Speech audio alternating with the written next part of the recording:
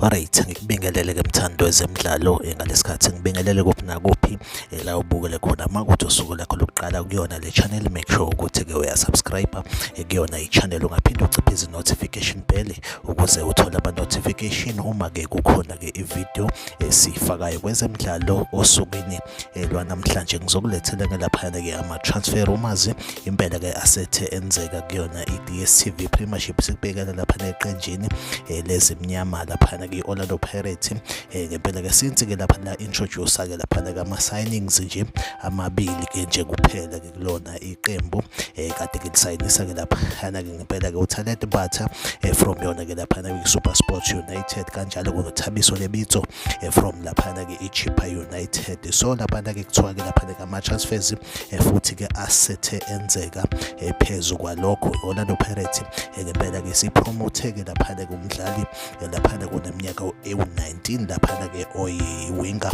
lapha kuyona ke i-disc challenge yalo iqembu le-Orlando Pirates lapha kumhawu, kodwa impela ke njengamanje kusezodlala kuyona ke i-first team yalo ke iqembu layo i-Orlando Pirates. Asemba ukuthi umfana uzothi mayifika kulona ke impela ke iqembu elikhulu akwazi ukuthi lapha ke athola i-game time, asize ke lapha ke iqembu ukuthi ngempela ke lisibeke endaweni enhle kuyona i-DStv Premiership, liphinde ke lapha ke liwine nazo ke izindebe engempela ke eziba khona kuyona ke i-DStv Premiership mohawu, kodwa impela ke upromotiwe kuyona ke i-first team yalo iqembu. Like i-video ke bese uyasubscribe kuyona i-channel, mina nawe ngizolonga update nje ukuthi ngabe kwenzakalani kuyona i-DStv Premiership mayelana nawo ama-transfers. Okwamanje ke video yethu siyibambe la, nisale kahle.